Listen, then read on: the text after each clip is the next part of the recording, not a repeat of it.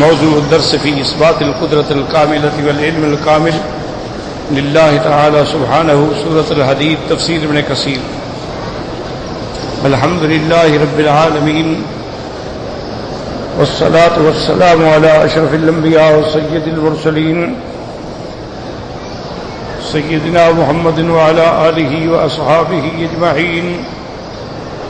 اللهم صل على سيدنا محمد وعلى آل سيدنا محمد كما صليت على إبراهيم وعلى آل إبراهيم في العالمين إنك حميد مجيد. أعوذ بالله من الشيطان الرجيم. بسم الله الرحمن الرحيم. هو الذي خلق السماوات والأرض في 6 أيام ثم استوى على العرش يعلم ما يلج في الأرض وما يخرج منها وما ينزل من السماء وما يعرج فيها وهو معكم أينما كنتم والله بما تعملون بصير. له ملك السماوات والأرض وإلى الله ترجع الأمور. يولج الليل في النهار ويولج النهار في الليل وهو عليم بذات الصدور. اللہ تبارک و تعالی نے سورۃ الحدید کی ابتدا میں ارشاد فرمایا تھا، سبح للہ ما فی السماوات والارض وهو العزیز الحکیم. تسبیح پاکی بولتی ہے جو چیزیں آسمانوں میں ہیں اور زمینوں میں ہے. وهو العزیز، وہ غالب ہے، الحکیم، حکمت والا. تو سب سے پہلے اللہ نے حکم دیا اور بیان فرمایا کہ تسبیح جو ہے وہ صرف انسان نہیں بلکہ جو کچھ آسمانوں اور زمینوں میں ہے سب اللہ کی تسبیح کرتے ہیں. تسبیح کا معنی کیا ہوتا ہے؟ التسبیح والتنزیہ والتقدیس والتبعید عن کل سوء. تسبیح کا معنی یہ ہوتا ہے کہ اللہ تعالی کی ذات پاک ہے، اللہ کی ذات منزہ ہے، اللہ کی ذات مقدس ہے ہر صفت نقصان سے. یعنی کوئی صفت نقصان اس کی طرف نسبت نہیں کی جا سکتی، نہ اس کی ذات کی طرف، نہ اس کی صفات کی طرف، نہ اس کے احکام کی طرف، نہ اس کے افعال کی طرف. وہ ہر چیز میں پاک ہے، منزہ ہے. ذات میں مقدس ہے، کوئی شریک نہیں. صفات میں مقدس ہے میرا اللہ تبارک و تعالی کہ ایسی صفات جو صفات خاصہ ہیں اس میں کوئی شریک نہیں. اور اسی طرح اسماء میں بھی اللہ تبارک و تعالی کے جو اسماء ہیں، للہ الاسماء الحسنى فادعوہ بہا، اللہ تعالی کے بڑے پسندیدہ اسماء ہیں. صحیح حدیث مبارک میں 99 اسماء کا ذکر آیا ہے، لیکن سب سے اہم اسم جو ہے یاد رکھو وہ اللہ ہے. جیسے یہاں ہے نا سبح للہ اللہ، تو اس لیے علماء فرماتے ہیں کہ اللہ جو ہے یہ اسم ذات ہے اور باقی جتنے ہیں وہ اسماء صفات ہیں. تو اللہ تبارک و تعالی، اور پھر اس اسم کے ایسے خصائص ہیں کہ جہاں دیکھو گے ہر چیز میں اس کا ذکر آئے گا. فرمایا سبح للہ، کہیں فرمایا یسبح للہ، کہیں فرمایا هو اللہ الذی لا الہ الا هو عالم الغیب والشہادہ، اور کہیں فرمایا اللہ لا الہ الا هو الحی القیوم، اور کہیں فرمایا اللہ اعلم حیث یجعل رسالتہ. تو قرآن پاک میں تقریباً 2660 مقام پہ لفظ اللہ آیا ہے. یہ اسم جلالہ ہے. اچھا، اس کی خصوصیتیں ایسی ہیں کہ جب تک دنیا میں اللہ اللہ ہے، قیامت قائم نہیں ہوگی حتی لم یقل فی الارض اللہ اللہ، حتیٰ کہ دنیا میں کوئی اللہ اللہ کہنے والا نہیں رہے گا تو تب قیامت ہوگی۔ تو اس اللہ کے لفظ سے گویا یہ نظام کائنات جو ہے وہ قائم ہے۔ اور اسی طرح علماء نے فرمایا کہ اللہ ایک ایسا اسم ذات ہے کہ ساری دنیا کے کافر آئے، مشرک آئے، یہودی آئے، نصرانی آئے، وثنی آئے، دہریہ آئے، شیوعی آئے، لیکن کسی نے اپنے خدا کا نام اللہ نہیں رکھا ہے۔ یعنی تمام کائنات کے مذاہب پہ نظر ڈالیں، کوئی آج تک پیدا نہیں ہوا کہ جس نے اپنے معبود کو الہ تو کہتے رہے کہ یہ ہمارے الہ ہیں اور ہم ان کا تقرب ڈھونڈتے ہیں، ہؤلاء شفعاؤنا عند اللہ ہیں، لیکن اللہ نام نہیں رکھ سکے۔ اللہ نے اپنے نام کی ایسی حفاظت فرمائی ہے کہ فرعون جیسا بدبخت بھی یہ تو کہہ بیٹھا انا ربکم الاعلی، لیکن اللہ نہیں کہہ سکا۔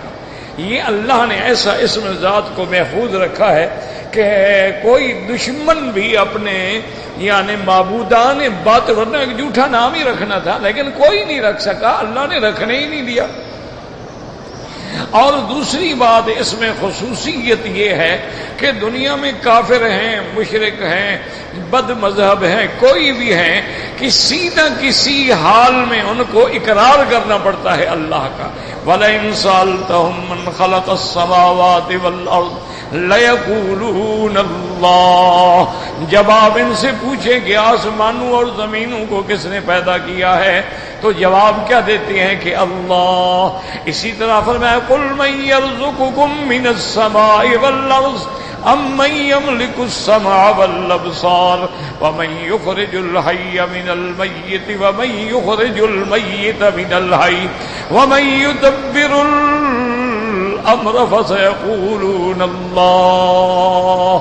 تو حال یعنی یہ ذات، یہ اسم ذات ایسا ہے کہ نہ ماننے والا جو ہے اس کو بھی لا محالہ کہنا پڑتا ہے کہ اللہ ہے۔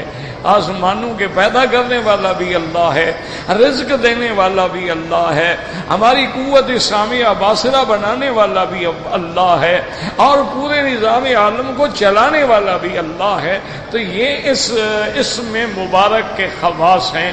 اچھا، اور اسی طرح یاد رکھو کہ کوئی بھی حرف اللہ کے اسماء میں سے صفاتی اسماء جو ہیں، مثلا الرحمن، الرحیم، یہ اللہ کے نام ہیں۔ اچھا، اگر ان پر حرف ندا لگائیں گے تو الف لام غائب ہو جائے گا۔ یعنی اس میں علماء نے ایک نقطہ بیان کیا ہے کہ اللہ کے جتنے بھی اسماء ہیں، العزیز، الحکیم، الرحمن، الرحیم، اس پہ اگر ہم یا حرف ندا داخل کریں گے تو پھر ہی کہیں گے یا رحمان یا رحیم یا عزیز یا حکیم، الف لام غائب ہو جائے گا، الف لام باقی نہیں رہے گا حرف ندا داخل کرنے کے بعد۔ یہ واحد اس میں ہے کہ حرف ندا بھی داخل کرو یہ اپنی حالت میں رہے گا یا اللہ، اس میں کوئی تبدیلی نہیں آئی۔ تو یہ صفت جو ہے یہ بھی اسی اسم کا خاصہ ہے، اور کسی اسم میں یہ بات جو ہے وہ نہیں آئی ہے۔ تو جب یہاں کہیں گے حرف ندا تو وہی رہے گا یا اللہ۔ اچھا، دوسری اس کی ایک خاصیت علماء نے بیان کی ہے، وہ کہتے ہیں کہ عجیب اللہ نے اپنی ذات کے لیے جو نام پسند فرمایا ہے، عجیب نام ہے کہ اگر حرف الف کا گرا دو، یعنی حرف ایک حرف ہم نکال دیں الف تو للہ پھر بھی رہے گا۔ اچھا، اگر ہم اس سے ایک لام نکال دیں پھر بھی الہ رہے گا۔ اچھا، اگر اس سے ہم دونوں لام نکال دیں پھر بھی ہو رہے گا، یعنی کسی حال میں وہ ختم نہیں ہوگا۔ تو یہ اس اسم مبارک کے ایسے اگر کسی اور سے نکالیں گے وہ نہیں رہے گا۔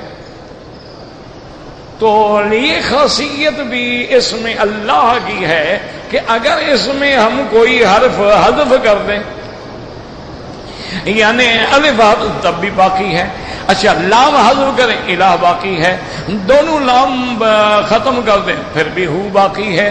تو اللہ تبارک و تعالیٰ کے اسی لیے ہر جگہ پر آپ دیکھیں گے کہ جہاں بھی اس بات توحید، اس بات الوہیت، اس بات وحدانیت اور رد علی المشرکین کا ذکر آئے گا، ہر حال میں آئے گا اللہ کا نام آئے گا. اسی لیے ابتدا بھی اللہ پر ہوگی اور انتہا بھی اللہ پہ ہوگی. کیا معنی؟ حضور پاک صلی اللہ علیہ وسلم نے فرمایا امرت ان اقاتل الناس حتی یقولوا لا الہ الا اللہ. اللہ نے مجھے حکم دیا ہے کہ میں جہاد کروں کافروں سے. کب تک؟ جب وہ کلمہ پڑھ لیں. بس ہمارے بھائی ہیں، کیونکہ مسلمان کا جہاد زمین کے لیے نہیں ہوتا، مسلمان کا جہاد وطن کے لیے نہیں ہوتا، مسلمان کا جہاد اقتدار کے لیے نہیں ہوتا، مسلمان کا تو جہاد ہی اعلاء کلمت اللہ کے لیے ہوتا ہے. اگر دشمن نے کلمہ پڑھ لیا بس بات ختم ہو گئی. تو ابتدا کیا ہوگی؟ یعنی لا الہ الا اللہ سے. اچھا، اور اسی طرح کوئی آدمی آج کلمہ پڑھے نشہد الرحمن الرحیم، تو ہم اس کو مسلمان نہیں کہیں گے، لازم کہنا پڑے گا نشہد اللہ الہ الا اللہ. اچھا، اسی طرح کلمہ طیبہ ہے، اگر کوئی پڑھے لا الہ الرحمن الرحیم کوئی نہیں مان، لا الہ الا اللہ افضل الذکر لا الہ الا اللہ محمد الرسول اللہ. تو روایات میں آتا ہے کہ سیدنا موسیٰ علیہ السلام نے اللہ سے درخواست کی کہ یا اللہ علمنی اسماء، مجھے کو خاص اسماء بتلائیں جن کے ساتھ میں آپ کو پکارا کروں. تو اللہ نے حکم فرمایا کہ میرے اسی کلمے کے ساتھ پکارا کرو لا الہ الا اللہ. تو موسیٰ علیہ السلام نے عرض کیا کہ یا اللہ یہ کلمہ تو ہر مسلمان پڑھتا ہے، ہر مومن پڑھتا ہے، ہر ایمان والا پڑھتا ہے. حضرت آدم علیہ السلام سے لے کر قیامت تک جتنے لوگ آئیں گے، پیغمبر آئیں گے، اولیاء، انبیاء، مومنین سب پڑھتے ہیں. میں نے تو کہا تھا کوئی خاص کلمہ عطا فرمائے. تو اللہ پاک نے فرمایا کہ موسیٰ علیہ السلام لو وضعت، اور اللہ نے فرمایا کہ اگر اس کلمے کو ہم فی کفۃ، میزان کے ایک پلڑے میں رکھیں اور ساری کائنات کو دوسرے پلڑے میں رکھیں تو یہ نام بھاری ہو جائے گا. یہ اتنا شان والا کلمہ ہے. اسی لیے میرے مدنی محبوب دو عالم فرماتے ہیں افضل الذکر لا الہ الا اللہ محمد الرسول اللہ. اسی لیے یاد رکھیں کہ جتنے دنیا میں اولیاء گزرے ہیں جن کا سر چشمہ ولایت حضرت علی سے شروع ہوتا ہے، وہ تمام اولیاء کا یہ متفقہ طور پہ فیصلہ ہے کہ ہمیں جو کچھ ملا ہے وہ اسی کلمے سے ملا، کہ اللہ نے ہمیں جو مراتب دیے ہیں، جو مدارج دیے ہیں، اللہ نے ہمیں جو انشراح صدر دیا ہے، اللہ نے ہمیں بصر کے ساتھ جو بصیرت دی ہے، وہ اسی کلمے سے ہے لا الہ الا اللہ. اسی لیے میرے محبوب نے، محبوب عالم، محبوب کائنات، حبیب کبریا سیدنا محمد مصطفیٰ صلی اللہ علیہ وسلم اسی صفا پہ کھڑے ہوئے تمام قریش کو کیا دعوت دی؟ قولوا لا الہ الا اللہ تفلحوا. اے مکے والو بس یہی کلمہ پڑھ لو، بس فلاح پا جاؤ گے، کامیاب ہو جاؤ گے، اور دنیا کا عرب عجم سب تمہارے قدموں پہ آ جائے گا. بس اسی کلمے کو پڑھ لو، قولوا لا الہ الا اللہ. اور یہی وہی کلمہ ہے جس کو میرے آقا نے رحمت للعالمین نے اپنے چچے ابی طالب سے کہا تھا یا ام قل کلمۃ احاج بها عند اللہ. اے میرے چچا مہربانی کر ایک دفعہ تو پڑھ لو نا لا الہ الا اللہ، تاکہ میں اللہ سے، احاج کا معنی ہوتا ہے جھگڑنا. تو جب کلمہ پڑھ لیں تو جھگڑنے کا کیا مطلب؟ بات سنیں نا کہ حضرت نے فرمایا کل کلمۃ احاج بها عند اللہ. حاجہ قومہ الم تر الی الذی حاج ابراہیم فی ربہ، تو یہ تو محاجات سے ہے، یعنی مجادلہ، جھگڑا، میں اللہ سے جھگڑ سکوں۔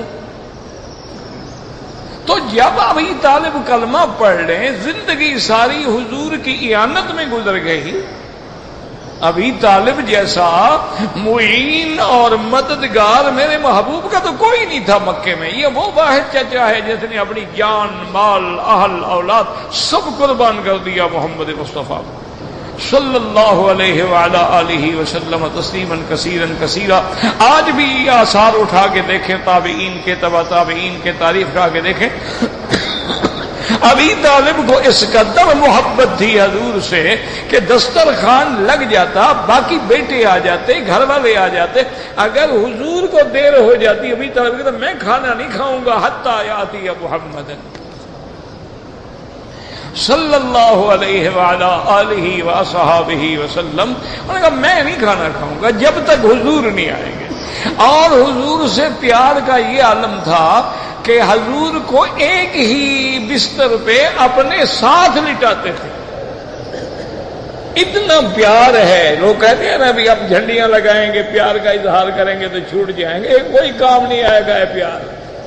پیار وہی کام آئے گا جو ایمان والا ہو، یہ جھنڈیوں والا پیار شیار کسی کام نہیں آتا ہے۔ جھنڈیاں تو ہر مذہب والے لگا لیتے ہیں، تو ہم تو لوگوں کی طرح آ گئے نا، انہوں نے کوئی ڈے منا لیا، ہم نے بھی ایک دن منا لیا، یہ کوئی بات ہے، کوئی دین ہے؟ انا للہ و انا الیہ راجعون، اللہ پاک رحمت فرمائے۔ تو بہرحال حضرت محمد مصطفیٰ صلی اللہ علیہ وسلم کوشش کرتے تھے کہ میری وجہ سے ابھی طالب کو تکلیف نہ ہو، بزرگ ہیں، چاچا باپ کی جگہ ہے، اور پھر گرمی کا موسم ہوتا تو ابھی طالب حضور پہ عرض کرتے کہ یا رسول اللہ بڑی شدید گرمی پڑ رہی ہے، آپ قمیص اتار کے سوئیں۔ حضور پاک چونکہ بڑا لحاظ کرتے تھے اپنا، حیی ستیر، آپ اشد حیاء من العذراء، آپ تو کنواری لڑکی سے بھی زیادہ باحیا تھے۔ تو اب کبھی اگر مان لیتے حضور صلی اللہ علیہ وسلم تو ابھی طالب کہتے ہیں خدا کی قسم ہے کہ جب میرے ساتھ حضور لیٹے ہوتے اور آپ نے قمیص مبارک اتارا ہوتا اور گرمی سے پسینہ آ جاتا تو سارا بستر اور میرا کمرہ جو ہے وہ خوشبو سے مہک رہا ہوتا۔ کیسے خوشبو نہ ہو جس کے پسینے میں اللہ نے خوشبو رکھی ہے؟ یعنی وہ ذات ہے جو جہاں سے گزر گئی پوچھنا نہیں پڑتا تھا، گلیاں بتاتی تھیں کہ یہاں سے گزر گئے ہیں محمد رسول۔ جہاں پڑی نہیں نظر وہاں ہے رات آج تک، اور وہی سحر ہوئی جہاں جہاں گزر گیا۔ آج آپ پورے مکے کی تاریخ اٹھا کے دیکھ لیں، آپ نے تو خیال نہیں کیا ہوگا، آپ ذرا آنکھیں بند کر کے تاریخ اٹھا کے دیکھ لیں، سرکار دو عالم نے غار حرا پہ قیام فرمایا، سرکار دو عالم نے جبل ثور میں 3 راتیں گزاری، سرکار دو عالم صلی اللہ علیہ وسلم نے یہ طریق جو ہے مسیال کا اور ابراہیم الخلیل کا اور یہ مسبلہ کا یہ راستہ اختیار فرمایا، اسی راستے سے حضور پاک ہجرت کے لیے تشریف لے گئے۔ یعنی جہاں جہاں حضور گزرے ہیں اللہ نے اس جگہ کو آباد کر دیا۔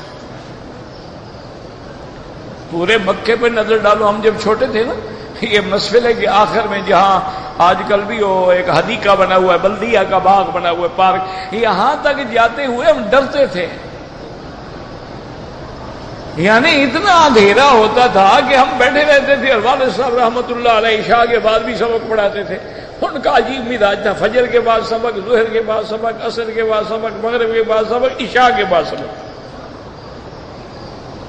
طبیعت تھی، عشق تھا پڑھانے سے۔ اچھا پھر سبق ختم ہوتا، پھر وہ اپنی نفلیں شروع کر دیتے، اب ہم جناب وہیں سو جاتے کہ ابا جائیں تو ساتھ جائیں گے، اکیلے کیسے جائیں؟ ہمیں گھر جاتے۔ یہ آج کل جو پل بن رہی ہے مسبلہ کا پہلا اشارہ ہے، یہاں رباط تھی نواب بہاولپور کی، جہاں میں پیدا ہوا اور جہاں ہم رہتے تھے تو اس جگہ تک ہم نہیں جا سکتے تھے. گیس بلدیاں لٹکاتی تھی, کوئی گیس ٹوٹ گیا, کسی کا تیل ختم ہو گیا, اندھیرا ہو گیا, ڈر کے مارے نہیں جا سکتے. لیکن آج دیکھیں کہ اللہ نے کیسے جگمگا دیا ہے. اچھا پھر دیکھیں کہ حضور پاک نے رحمت دو عالم نے ہجرت میں آپ نے جو سفر کیا ہے, ان کو اللہ جزا دے گا اس حکومت اسلامیہ کو, اور اللہ دائم رکھے اور دشمنوں کے فتنوں سے بچائے, کیونکہ دشمنوں کی نظریں جو ہے نا وہ ہر وقت اسلامی ملکوں پہ ہیں, اور مسلمان جو ہے ماشاءاللہ وہ بھی خواب غفلت میں پڑا ہوا ہے. 1400 سال گزر گئے, ہم ابھی تک اسی بات پہ لڑ رہے ہیں کہ ٹانگیں کتنی کھلی ہونی چاہیے نماز میں, ہاتھ کہاں باندھنے چاہیے, سینے پہ, ناف پہ کہ ناف کے نیچے, ہاتھ نماز پہ کہاں کھڑے کریں, کندھوں کے برابر کے کان کے نیچے والی لو کے برابر کے کان کے اوپر والی لو کے برابر. انا للہ و انا الیہ راجعون. حالانکہ یہ تو رحمت تھی, اللہ پاک کے نبی کے سارے فرمان آ گئے تاکہ کسی پہ عمل ہو جائے, میری امت کو تکلیف نہ ہو. سینے پہ ہاتھ باندھنے کی روایت مبارک بھی آ گئی, ناف پہ باندھنے کی بھی آ گئی, ناف کے نیچے ہاتھ باندھنے کی بھی روایت آ گئی. اس میں جھگڑا کیا ہے؟ نہ کوئی فرض ہے نہ کوئی واجب ہے, اور پھر ہر بندے کی کیفیت بھی الگ ہے, ایک لمبا ہے, ایک چھوٹا ہے, ایک موٹا ہے, ایک پتلا ہے, ایک کا پیٹ یہاں ہے, کہاں ہاتھ باندھے گا؟ بندواؤ اس کو ہاتھ ذرا. یہ تو رحمت ہے اللہ کی, ہم نے اس کو جھگڑے بنا دیا, ہم نے اس کو پورے دنیا میں سرف ٹول بنا دیا ہے. تو اب جناب دیکھیں کہ اس حکومت نے ابھی جو پہلا جو راستہ تھا نا جی, وہ الگ تھا مدینہ شریف جانے کا, جو بدر سے جا کے گزرتا تھا. اچھا اب انہوں نے دوسرا راستہ نکالا جس کا نام مخطط دار الہجرہ رکھا, اور ڈھونڈ ڈھونڈ کے راستہ نکالا کہ ہم جائیں تو یہ تنعیم سے گزرے, پھر جموم سے گزرے, پھر عصفان سے گزرے, پھر قدید سے گزرے, اسی طرح آگے جائیں گے تو پھر یہ بدر صغرا کے اوپر سے گزرے, پھر رابق کے اوپر سے گزرے, یعنی ہر اس جگہ سے گزرے جہاں سے گزرا محمد مصطفیٰ صلی اللہ علیہ وسلم. یہ ایسے نہیں بنا دیے انہوں نے تمہاری طرح, ہماری طرح تو یہ ہے نا, ابھی تک مسلمانوں کے ملکوں کے اندر بھی ماشاءاللہ کنگ ایڈورڈ کالج ہیں, ابھی تک منڈ گمری ہیں, ابھی تک مری ہیں, ابھی تک گیلے وال ہے, ابھی تک مکھی مار ہے, ابھی تک بلی مار ہے. ہم مسلمان ہیں. ان کے صرف حرم پہ آپ نظر ڈالیں, آپ یہاں پیچھے نظر ڈالیں تو باب المدینہ ہے, تو باب المدینہ ادھر بھی تو ہو سکتا ہے, لیکن مدینہ ہے اسی رخ پہ, اس کے سامنے باب المدینہ رکھا گیا. باب الفتح ہے, باب السلام ہے, کیوں رکھا گیا؟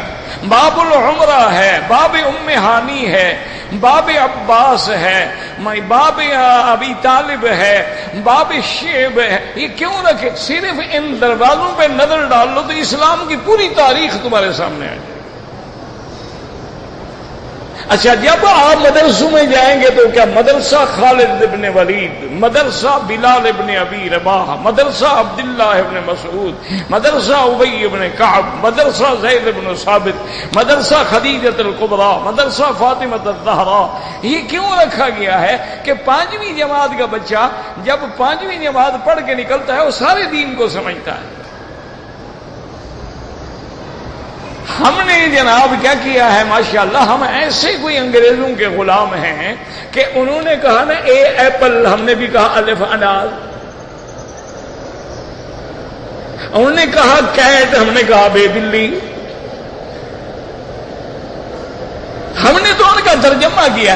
اگر ہمارا قاعدہ مسلمانوں کا ہوتا کہ الف سے اللہ ہے, اور بے سے بیت اللہ ہے, اور ہے سے حج ہے, ہے سے حرم ہے, تو جو میم سے مدینہ ہے, مینا ہے, تو بچہ پہلا قاعدہ پڑھتے پڑھتے استاد سے پوچھتا نا کہ استاد یہ میم سے مدینہ, مدینہ کیا ہے؟ استاد بتاتا اس کو. استاد یہ مینا کیا ہے، عین سے عرفات کیا ہے، میم سے مزدلفہ کیا ہے، بے سے بیت اللہ کیا ہوتا ہے، چھوٹا بچہ تو وہ صرف قاعدہ پڑھنے کے بعد صحیح مسلمان ہو جاتا ہے۔ لیکن ہم نے تو وہی پڑھانا ہے نا جی جو ہمیں اپنے استاد نے پڑھایا ہے کہ صبح ہو تو گڈ مارننگ، گڈ ایوننگ، اور باپ ہو تو ٹاٹا۔ انشاءاللہ قبر پہ بھی یہ کہیں گے اچھا ڈیڈی ٹاٹا، کیوں کچھ آتا ہے کہ پڑھ کے دعا مانگے گا؟ اس نے پڑھا ہی نہیں ہے بدبخت نے، تو کیا دعا مانگے گا؟ وہی پڑھے گا جو اس نے کہا ہے۔ زیادہ سے زیادہ ٹیلی فون کر دے گا سروس والوں کو کہ میرے بابے کا جنازہ لے جاؤ، وہ کھڑا دفن کریں وہ پڑا دفن کریں، اس کو کیا پڑی ہے؟ بڑے سے بڑا سال کے بعد جا کے پھول ڈالا ہے، چادر چڑھا دے گا۔ اور بدقسمتی یہ ہے کہ میری اپنی برادری کو خدا جانے کیا ہو گیا ہے، مولویوں کو کیا ہو گیا ہے، وہ پتہ نہیں حلوہ کھا کے بھی حق نہیں بولتے، صحابہ نے تو پتھر کھا کے حق سنایا ہے، ان کو پتہ نہیں کیا بلا ہو گئی ہے۔ انہوں نے ایک حدیث مبارک ہے کہ حضور پاک گزرے، سرکار دو جہاں گزرے، دو قبریں تھیں، فرمایا انہما لیعذبان وما یعذبان فی کبیر، ان دو قبروں پہ عذاب ہو رہا۔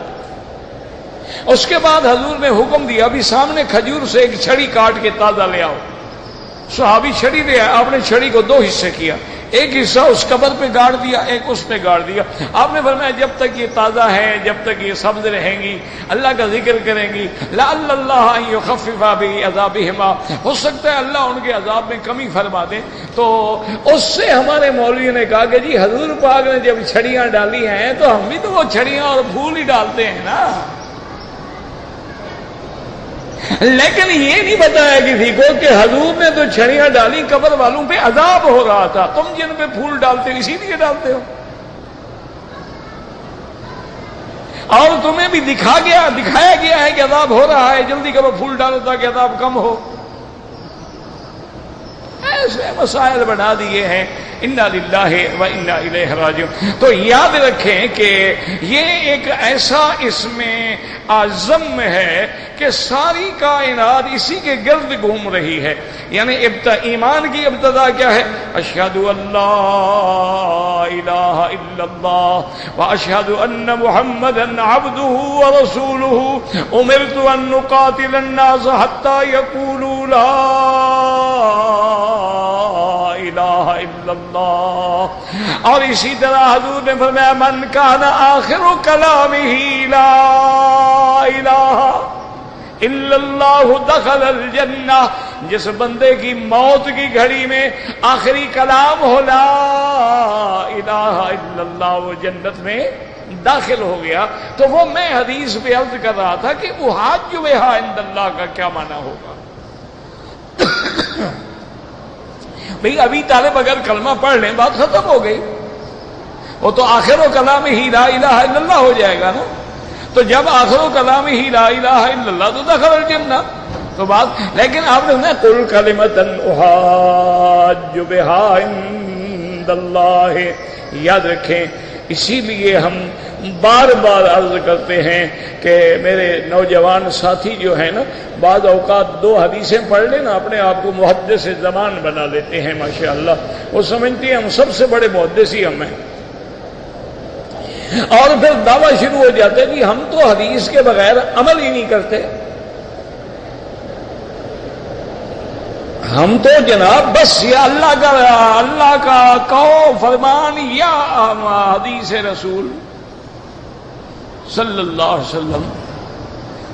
یہ ابھی 2 دن پہلے کی بات ہے، ایک نوجوان میرے ایسے ساتھ آگے ایسے بات چل پڑی تو کہنے لگا کہ جناب یہ حدیث صحیح ہے، اس کو چھوڑ کے احناف جو ہیں اس کے خلاف عمل کر رہے ہیں۔ میں نے کہا جناب یہ فرمائیں کہ یہ حدیث کیا ہے؟ کہتا ہے صحیح۔ میں نے کہا حضور نے فرمایا ہے کہ یہ حدیث صحیح ہے؟ کہتا ہے یہ کیا مطلب؟ میں نے کہا آپ نے تو رسول کی بات ماننی ہے نا، آپ نے بات ماننی اللہ کی، اللہ کے رسول کی۔ اگر حضور نے اس حدیث کو صحیح کہا ہے ٹھیک ہے، میں تمہاری بات مانتا ہوں۔ کہتا ہے جی حضور نے تو نہیں کہا. تو میں نے کہا پھر کس نے کہا؟ صحیح ہے یا یہ حدیث ضعیف ہے یا یہ حدیث غریب ہے یا یہ حدیث منقطع ہے یا یہ حدیث مرسل ہے یا یہ حدیث موقوف ہے یا یہ حدیث معضل ہے یا یہ حدیث، یہ کس نے کہا ہے؟ حضور پاک نے فرمایا. کہتا جی نہیں حضور نے تو نہیں فرمایا. میں نے کہا پھر کس نے فرمایا جناب؟ بتاؤ تو صحیح نا. کہتے ہیں جی امام بخاری نے فرمایا ہے. تو میں نے کہا پھر ہم اگر کہتے ہیں امام ابو حنیفہ نے فرمایا ہے تو تمہیں کیا تکلیف ہے؟ امام بخاری تو شاگردوں کا شاگرد ہے امام ابو حنیفہ کا. امام ابو حنیفہ تو اتنا بڑا آدمی ہے کہ عبداللہ ابن المبارک ان کے شاگرد ہیں. امام بخاری تو عبداللہ ابن المبارک کا شاگرد ہے. اور پھر ساری الجامع الصحیح بخاری شریف میں 22 حدیثیں ہیں ثلاثی. ثلاثی مانا جس سند میں صرف 3 ہے بس، اس کو کہا جاتا ہے ثلاثی. تو ساری بخاری شریف کے اندر صرف 22 حدیثیں ہیں ثلاثی، اور 22 کی 22 حنفیوں سے لی ہیں امام بخاری نے. تو میں نے کہا جناب پھر بتائیں ہم تمہارے امام کی بات مانیں کہ تم ہمارے امام کی بات مانو گے؟ پھر بیچارے کو کچھ سمجھ. ان کا یہ نہ کیا کرو، ان کی نظر وسعت پہ ہوتی ہے، تمہاری نظر ایک حدیث پہ ہے اور ان کی سارے ذخیرہ حدیث پہ. اب یہی کان والی بات لکھ لیں. ایک حدیث میں آتا ہے حذو من کے بیہ، ایک حدیث میں آتا ہے شہمت اذنیہ، ایک حدیث میں آتا ہے فرع اذنیہ. یہ 3 حدیثیں ہیں کہ ہاتھ کہاں تک تھے. ایک حدیث کہتی ہے کندھوں کے برابر، ایک حدیث کہتی ہے اس کان کے یہ اوپر والے حصے کے برابر، ایک حدیث کہتی ہے یہ کان کے نیچے والے حصے کے برابر. تو 3 حدیثیں ہیں اور تینوں حدیثیں صحیح ہیں. تو تم امام ابو حنیفہ پہ رحمتیں نہیں بھیجتے جس نے ایسا امت کو عمل سکھایا کہ 3 حدیثوں پہ عمل ہو جائے. انہوں نے کہا کہ ہاتھ جو ہے نا ایسے انداز میں کھڑے کریں کہ بھئی یہ تو ہتھیلیاں تو منکبے کے برابر آئیں اور انگوٹھا یہاں تک آئے اور یہ جو ہے اس کے برابر آ جائے تاکہ حضور کی 3 حدیثوں پہ عمل ہو جائے. تو جو 3 حدیثوں پہ عمل کرے وہ حدیث نہیں مانتا. انا للہ و انا الیہ راجعون. جس کا عقیدہ ہے کہ ضعیف حدیث بھی ہو تو قیاس نہ کرو. امام صاحب فرماتے ہیں اگر حدیث ضعیف موجود ہو پھر قیاس کی کوئی ضرورت نہیں، کہ حدیث تو ہے نا. ہمارے قیاس سے تو کروڑ درجے بہتر ہے نا.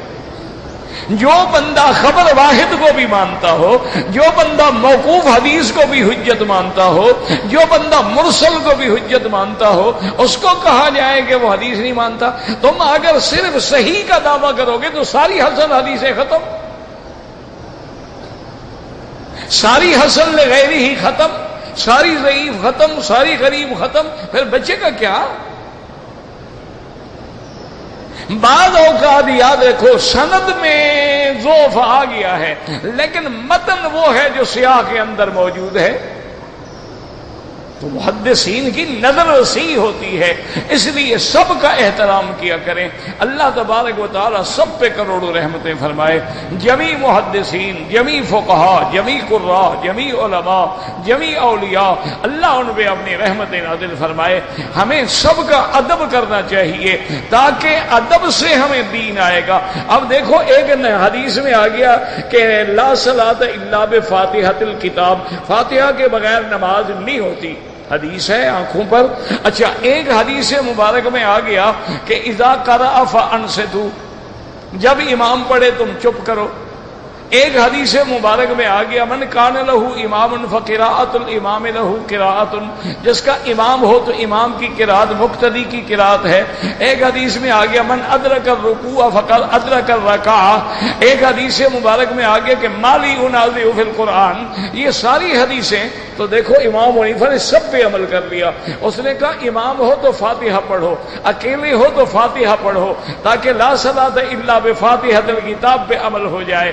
اور اگر امام کے پیچھے ہو تو مسلم میں ابی موسیٰ اشعری کی حدیث ہے اذا قرأ فانصتوا، جب امام جہرن پڑھ رہا ہے تو تم چپ رہو۔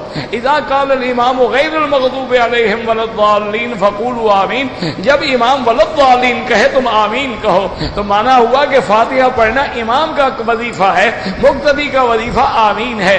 اب سری نمازیں ہو گئی وہ تو ہم نہیں سن رہے، پر میں اس حدیث پہ عمل کر لو من کان لہو امام فقراءۃ الامام لہو قراءۃ، تو اب امام صاحب نے تو ساری حدیثوں پہ عمل کیا، تم نے ایک پہ عمل کیا اور 4 حدیثیں چھوڑ دی۔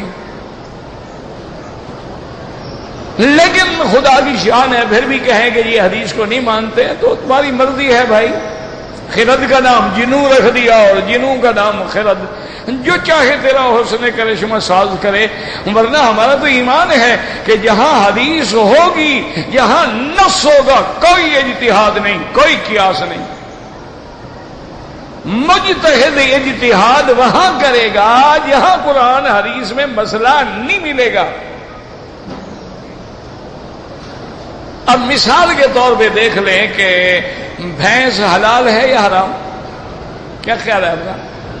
حلال ہے؟ کس حدیث میں لکھا ہوا ہے بھینس حلال ہے؟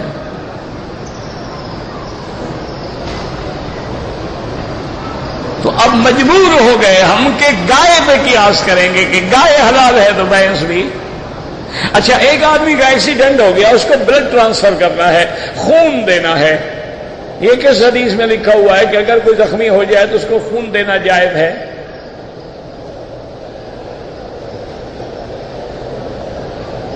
اب یہاں نہ ہمیں قرآن کی آیت ملتی ہے کہ جی بلڈ ٹرانسفر کرو، نہ ہمیں کوئی حدیث ملتی ہے۔ اب ہم کیا کریں؟ اب مجتہد اجتہاد کرے گا، وہ کہے گا کہ بھائی اگر ایک بچے کو اپنی ماں دودھ نہ پلائے بیماری کی وجہ سے تو اس کو دایا دوسری بھی دودھ پلا سکتی ہے، تو اگر دوسری ماں کا دودھ بچے کے اندر جا سکتا ہے، اسی دودھ سے تو خون بنتا ہے، پھر خون کیوں نہیں جا سکتا ہے؟ مسئلہ حل ہو جائے گا۔ یہ نہیں ہوتا ہے نعوذ باللہ کہ کوئی امام اپنی بات کہے اور حضور کی، جو قرآن ہے حدیث ہے، کوئی نہ اجتہاد نہ قیاس نہ کوئی اب دیکھو مغرب کے 3 رکعتیں ہیں، دنیا کا کوئی امام کہتا ہے کہ 4 رکعتیں ہیں، کیوں؟ نص موجود ہے، پھر اس میں اجتہاد کس بات کا، اختلاف کس بات کا؟ فجر کی 2 رکعتیں ہیں، 2 ہی رہیں گی، عشاء کی 4 ہیں، 4 ہی رہیں۔ اختلاف کہاں آئے گا؟ فاتحہ میں، آمین میں، رفع دین میں، کیوں؟ وہاں حدیثیں مختلف آ گئیں، اور وہ فروعات ہیں، وہ کوئی اصول دین تو نہیں ہے۔ تو اس لیے ہمیشہ یاد رکھیں کہ احاج بہا عند اللہ، حدیث سمجھو، حدیث پڑھنا آسان ہے لیکن سمجھنے کے لیے استاد کے بغیر مسئلہ حل نہیں ہوتا۔ اسی لیے ایک شاعر نے بڑی اچھی بات کی تھی، وہ کہتے ہیں کہ بے عشق محمد جو محدث ہیں جہاں میں، بے عشق محمد صلی اللہ علیہ وسلم جو محدث ہیں جہاں میں، یعنی جن کو عشق نہیں ہے حضور سے اور وہ محدث سے، آتا ہے بخار ان کو، بخاری نہیں آتی۔ حدیث تب سمجھ آئے گی، پہلے حضور سے عشق تو کرو، حضور سے محبت تو کرو، حضور کے غلام تو بنو۔ حدیث انہیں سمجھ آتی ہے جن کو حضور سے عشق ہے، جن کے سینے میں ہر دھڑکن میں حضور سے پیار ہے، جن کے ہر عمل میں محبت ہے سرکار دو عالم سے صلی اللہ علیہ وآلہ آلہ واصحابہ وسلم تسلیما کثیرا۔ تو اب دیکھیں کہ فرمایا وحاج بہا عند اللہ یا کل کلمۃ۔ اچھا یاد رکھیں کہ جب حضور آئے، ابو جہل لعنت اللہ علیہ اور سارے کافر وہاں بیٹھے ہوئے تھے، ابو جہل بدبخت نے کہا کہ پھیل کے بیٹھ جاؤ، جگہ نہ چھوڑو حضور کے بیٹھنے کے لیے۔ اگر محمد رسول صلی اللہ علیہ وسلم قریب بیٹھ گئے نا، ہو سکتا ہے ابھی طالب ان کی بات مان لے، تو وہ پھیل کے جگہ روک. جب ابھی طالب کی نظر پڑی تو اشارہ کیا میرے سرانے کے ساتھ آگے بیٹھ.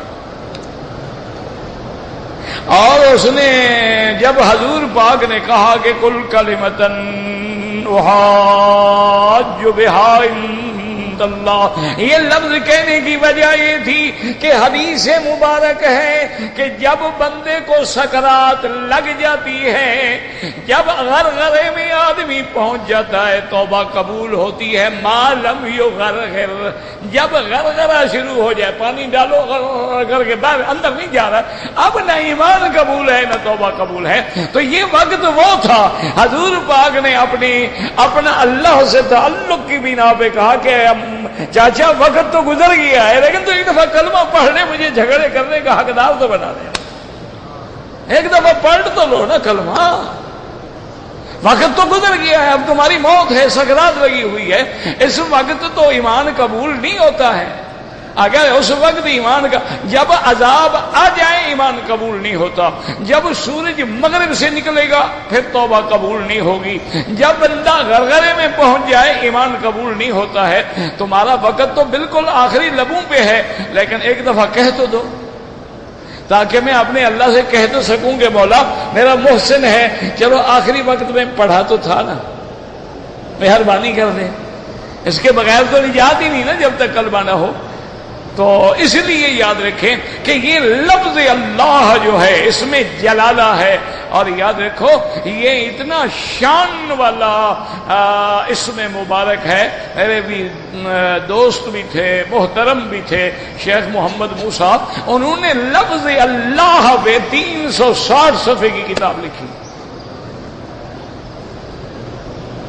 صرف لفظ اللہ پر.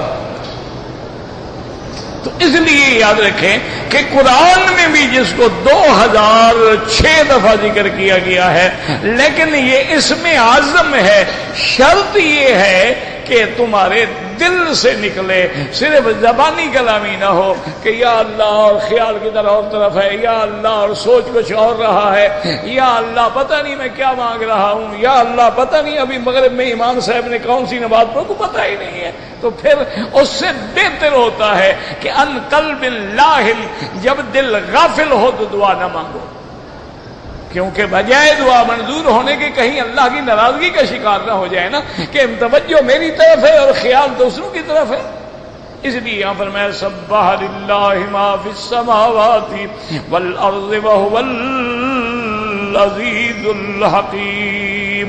ہر چیز تسبیح بیان کرتی ہے. کیا معنی؟ حالی طور پہ تسبیح بیان کرتی ہے یا قالی طور پہ تسبیح بیان کرتی ہے. وَإِن مِّن شَيْءٍ إِلَّا يُسَبِّحُ بِحَمْدِهِ وَلَٰكِن لَّا تَفْقَهُونَ تَسْبِيحَهُمْ وَسَخَّرْنَا لِدَاوُودَ الْجِبَالَ. اللہ نے پہاڑوں کو مسخر کر دیا تھا کہ جب داؤد ذکر کریں تسبیح کریں تو تم بھی ساتھ کیا کرو. اسی سے علماء کہتے ہیں کہ جو جماعت میں ذکر ہوتا ہے اس کی کوئی اور برکت ہے، ورنہ داؤد اکیلے کرتے رہتے اللہ سن لیتے. پہاڑوں کو ساتھ لگانے کی کیا ضرورت تھی؟ سخرنا لداؤد لیسبحنا معہ، اس کے ساتھ تسبیح کہیں. کیوں؟ یسبحنا معہ والطیر، اور پرندے بھی اوپر کھڑے ہو جاؤ تم بھی تسبیح کہو، کیونکہ ہر چیز تسبیح بیان کرتی ہے، ہر چیز سے اللہ کا ذکر آتا ہے، لیکن ہم سمجھ نہیں سکتے ہیں. اور اللہ اگر سمجھا دیں تو پھر سلیمان علیہ السلام سمجھ لیا، ہدہد کی بات کی نہیں سمجھ لیا، چیونٹی کی بات سمجھ لی کہ نہیں سمجھ لی. معنی یہ ہے کہ ہر چیز بولتی ہے. میرا اپنے دوست ہیں، ڈاکٹر ہیں بڑے، وہ بیچارہ بیمار ہے، ڈاکٹر صفدر پکھر سے ہیں. انہوں نے مجھے بتایا تھا، وہ بچوں کے ڈاکٹر ہیں، تو اب تو بیچارہ خود بیمار ہے، اللہ شفا دے.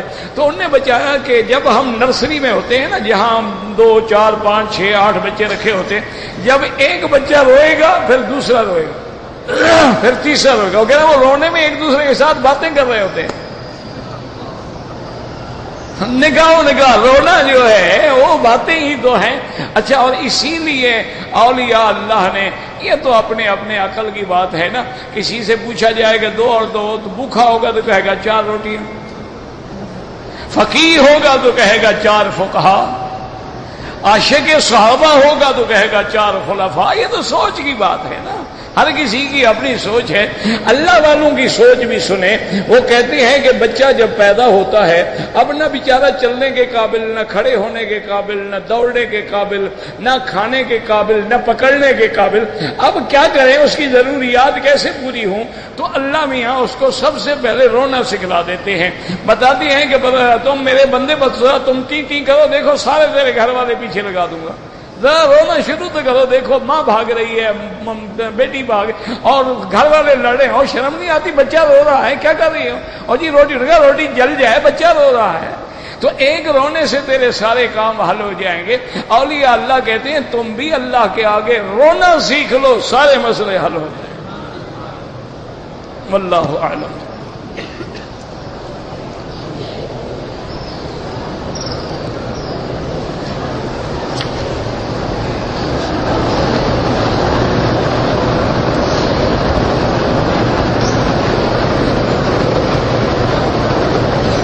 کہتے ہیں جی دکان میں 1 سال میں اس نے تجارت کی، 80,000 کا مال تھا، 70,000 دکاندار کا، 20,000 دوسری کا. تو جتنا تیرا ہے تو زکات دے گا، جتنا دوسرے کا ہے وہ زکات دے گا. تم لوگوں کے پیسے کی زکات تھوڑی دو گے.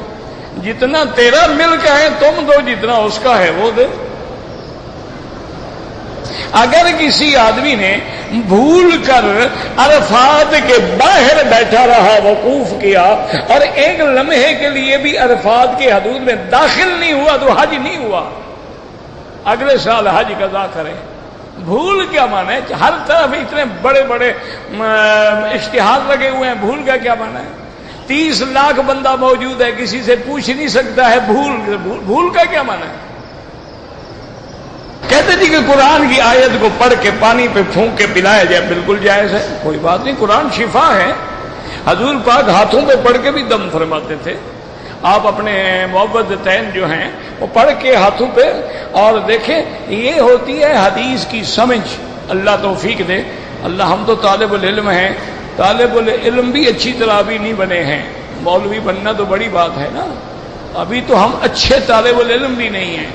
تو بی بی عائشہ فرماتی ہیں رضی اللہ عنہا، جب میرے آقا کو تکلیف تھی نا، آپ کی وفات کی بیماری کے دن تھے، تو فرماتی ہیں حضور پڑھتے تھے نا تو اشارہ فرماتے تھے کہ اب میں نہیں پڑھ سکتا، تم پڑھو. تو بی بی عائشہ فرماتی ہے کہ میں معوذتین پڑھتی تھی، لیکن دم حضور کے ہاتھوں پہ کر کے حضور کے ہاتھوں کو پکڑ کے پھیرتی تھی. تو یہاں سے علماء نے کہا یہ علم عائشہ تھا کہ زبان تو میری ہے لیکن میرے ہاتھ اور نبی کے ہاتھ میں تو بڑا فرق ہے.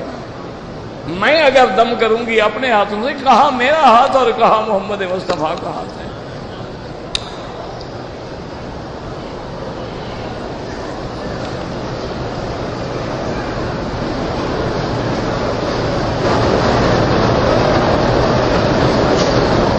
ایک امام نے تشہد پہ اصل میں بھول گئے، 4 رکعتیں مکمل کر لیں، ان کو بتایا گیا، پھر سجدہ صاحب کا دیا، ٹھیک ہو گیا، نماز ہو جاتی ہے.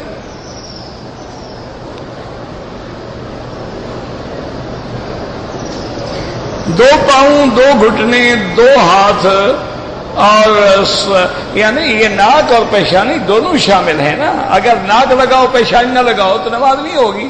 پیشانی لگاؤ اور ناک نہ لگنے دو تب بھی نماز نہیں ہوگی. 7 اعضاء پہ سجدہ کرنا ضروری ہے. اسی لیے جو بندے نماز میں پیچھے دونوں پاؤں اٹھا لیتے ہیں، بعض ائمہ فقہا کے نزدیک ان کی نماز مکروہ ہو جاتی ہے کہ وہ 7 چیزوں پر 2 پاؤں بھی تو ضروری ہے نا سجدے میں، وہ پیچھے سے اٹھا لیتے ہیں تو نماز نہیں ہوتی. اس لیے 7 اجزاء پہ سجدہ کرنا ہے.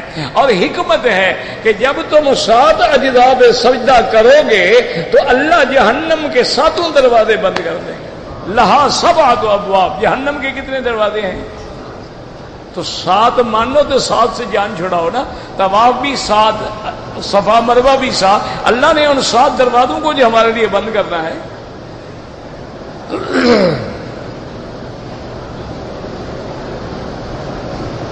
مزی کا اخراج ہوتا رہتا ہے، اور میرا بھائی مزی کے اخراج پر آپ کو وضو کرنا چاہیے۔ اچھا، وضو کے بعد بھی ہوتا ہے تو یہ بیماری ہے، جیسے سلسل بول ہے، تو اس کا طریقہ یہ ہے کہ آپ مغرب کے لیے جو وضو کریں گے، اب عشاء تک اسی وضو میں نماز پڑھتے رہیں، نفل پڑھیں، طواف کریں، نماز پڑھیں، جب عشاء کا وقت داخل ہوگا تو پھر آپ دوسرا وضو کریں۔ اگر ہر وقت مزی بہتی رہتی ہے تو یہ گویا کہ سلسل بول کی کیفیت ہے۔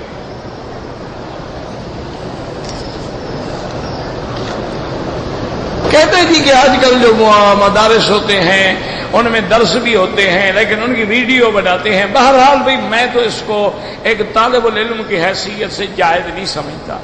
ویڈیو ہو یا کیمرے سے تصویر ہو یا ہاتھ سے تصویر ہو، میں تو اس کو جائز نہیں سمجھتا بحیثیت ایک طالب العلم۔ بعض علماء کہتے ہیں کہ یہ ویڈیو جو ہے یا کیمرہ جو ہے یہ عکس ہے، یہ تصویر نہیں ہے، تو بہرحال ان کے پاس بھی دلیل ہوگی، میں تو جائز نہیں سمجھتا۔ ہم نے ایک مکان کا کرایہ لیا تھا، مکان خریدا تھا، تو اب اس کا کرایہ زکوٰۃ کرائے پر دیں گے، مکان کی قیمت پر نہیں دیں گے، وہ تو آمدنی کا ذریعہ ہے، آ رہا ہے، زکوٰۃ دیتے رہیں، اس کے کرائے کو باقی پیسے میں ملا کے زکوٰۃ دیں۔ اگر حالت احرام میں کسی نے داڑھی پہ ہاتھ پھیرا اور بال کوئی گر گیا، کچھ بھی نہیں ہوتا، وہ بال وہی گرتا ہے جو مردہ ہوتا ہے، زندہ بال کبھی نہیں گرتا، تو مردے پہ کیا جرمانہ، وہ تو ویسے ہی مر گیا بیچارہ۔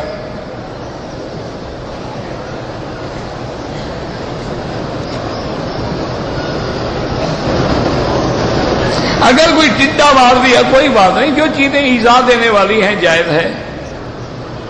اگر احرام کی حالت میں خوشبو والا صابن سے ہاتھ دھو لیے، 1-2 ریال صدقہ کریں، خیرات کریں، کیونکہ کسی بھی حالت میں چونکہ تم نے فوراً دھو ڈالے ہیں، اگر دونوں ہاتھوں پہ خوشبو لگی رہتی تو دم پڑ جاتی۔ تو بہرحال آئندہ احتیاط کریں کہ حالت احرام میں خوشبو والا شیمپو یا صابن یا کوئی چیز استعمال نہ کریں۔ اگر آپ کی عادت ہے صابن کے بغیر تو صابن سادہ بھی موجود ہے، کپڑے دھونے والے بھی موجود ہیں، کوئی اور صابن تھوڑا سا رکھ لیا ضرورت کے مطابق استعمال کرنا، وہ اس سے کر لیا۔ غیبت چغلی ایک ہی بات ہے۔ غیبت کا معنی ہی یہ ہوتا ہے کسی بندے میں کوئی عیب ہے، آپ پس پشت اس کے بارے میں بتا رہے ہیں لوگوں کو کہ فلاں بندے میں یہ عیب ہے، وہ ہے اس میں، یہی غیبت ہے۔ اگر اس میں وہ عیب نہیں ہے اور تم بنا رہے ہو تو بہتان ہے، وہ تو غیبت سے شدید ہے۔ غیبت کا معنی ہی یہ ہوتا ہے کسی بندے کے بارے میں بات کا، اور یہ اتنا بڑا جرم ہے کہ جیسے مردہ انسان کا گوشت کھانا۔ برائی بیان، ہاں بعض فقہا نے صرف کچھ حالات ایسے رکھے ہیں، مثلا کچھ بندے مشورہ کر رہے تھے کہ بھی رات فلاں گھر میں ہم چوری کریں گے، تم نے سن لیا تو اب یہ بات بتا دو، یہ غیبت نہیں ہے، تاکہ وہ مسلمان نقصان سے بچ جائیں، تو وہاں غیبت نہیں ہوگی۔ تو اس بدنہ یہ ہے کہ غیبت ہر لحاظ سے بچیں، گناہ کبیرہ ہے اور بہت بڑا گناہ ہے، اللہ ہر مسلمان کو بچائے۔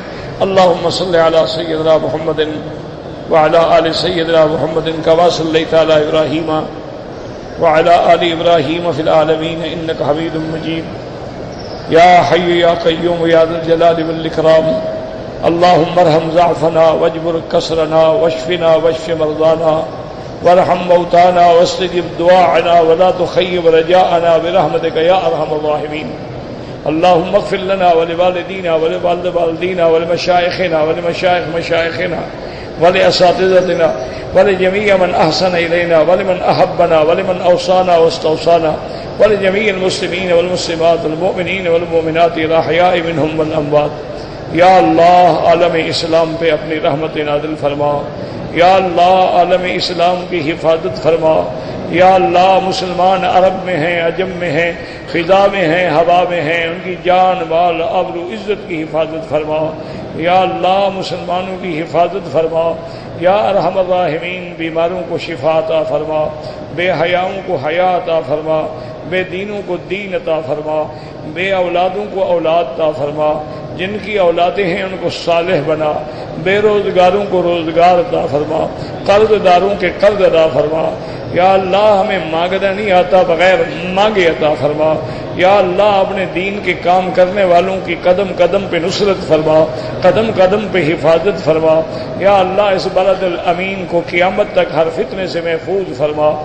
یا اللہ مسلمان عرب میں ہیں، عجم میں ہیں، یا اللہ پاکستان پہ جو عذاب ہے رفع فرما، یا اللہ جو عذاب ہے رفع فرما۔ یا اللہ واقعی ہم نے تیری نافرمانی کی ہے، ہم اقرار کرتے ہیں، ہم اپنے گناہوں کا اعتراف کرتے ہیں، تو ارحم الراحمین ہے، رحم کا معاملہ فرما۔